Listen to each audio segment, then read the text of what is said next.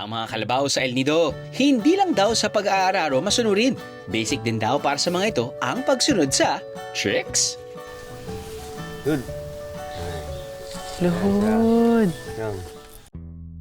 Ang 69 na magsasakang si Tatay Abe, lumaki kasama ang mga kalabaw. Kaya malapit ang loob niya sa mga ito, lalo na sa kalabaw niyang si Enero. Sa sobrang close, napasusunod niya itong kumuha ng tricks. Kuya, balita ko parang ginawa niyong aso yung kalabaw niyo. Oh, Paano po nangyari yan? Paano po nagsimula? Ilan taon na po ba ito si Enero? apat. Apat. Pag edad niya ng 2 taon, doon ko na siya tinuruan. Bakit niyo po naisipan turuan? Dahil gusto niyo Sa isip ko. Yung aso nga na nagturuan eh. Diba? Bakit hindi maturuan yung kalabaw? Sinubukan ko lang. Subukan nga natin kung talagang masunurin si Enero kay Tatay Abe. Good. Good. Ayun. Ayan. Yan siya. Luhod. Higa. Higa. Higa. Higa. Ayan, yan siya. Alam po niya na amo ka niya. Oo, alam. Amo! Gumagana siya. Pag- Amo! Ay. So, sabihin na natin po ako po hawak-hawak yung lubid, tapos nun susubukan ko pong luhod. Susunod din po siya. Yan na po ba yung pinaka madaling trick na pwede nilang matutunan, no? Dahil tawag silang kalabaw. Magpapakitang gilas na lang ako sa iyo, Tatay Abe. Manood kang mabuti. Bibilib ka rin sa akin. Enero? Luhod. Oh, sunod, oh. Ayun din, no? Well, what do you know? Oh ha? Kita niyo yan? So amazing, right? Teka nga, para mapatunayang hindi tsamba. One more time. Luhod. Luhod parang ganun. Ito, bend.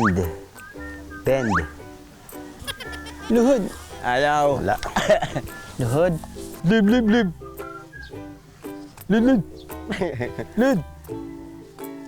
Yun, very good.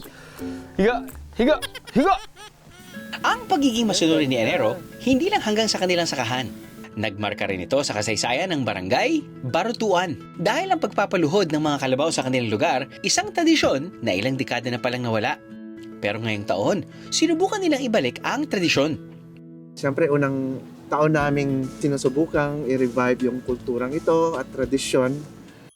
Ang pagmamahal ni Tatay Abe sa kanyang kalabaw na si Enero, may hahalin tulad sa pagmamahal ng isang ama sa kanyang anak.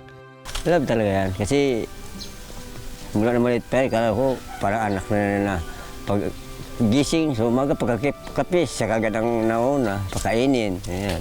Hanggang sa lumaki siya. Kaya mabait yan sa akin. Hindi pa riyan natatapos dahil may ibubuga pa raw ang mga magsasaka at kanilang mga alagang kalabaw mula sa barangay New Ibahay. Ang magkapatid kasing sina Edmund and Mark, sumasakay ng patalikod at tumutore sa ibabaw ng kanilang mga kalabaw. How, kalabaw! Yung kalabaw ko, sir, maamo kasi sa akin, sir, kaya masunurin talaga ang kalabaw ko. 99%. Yung kalabaw po, madali lang naman po turuan. Tiyaga lang talaga, sir, tsaka may disiplina. Sige nga, sample naman dyan. Tapatang magkapatid, Edmund versus Mark. Sino kaya ang mas magaling sa pagsakay sa kalabaw? Aba, kung magmaniobra si Mark, parang may built-in side mirror, ha? Samantalang si Edmund, hanip ang balancing skills. Ano, Bieros? Sino ang manok? Pambatong kalabaw nyo. Can't get enough of the cute gentle giants sa El Nido. Para sa mga turista na hindi kayang ginagawang pagtore sa kalabaw, tulad ni na Edmund at Mark, may pagkakataon pa rin makasakay ng kalabaw.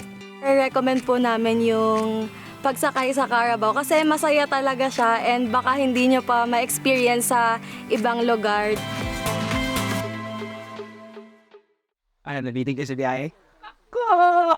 All you gotta do is just subscribe to the YouTube channel of GMA Public Affairs and you can just watch all the Behind the Drew episodes all day, forever in your life. Let's go! Yeehaw!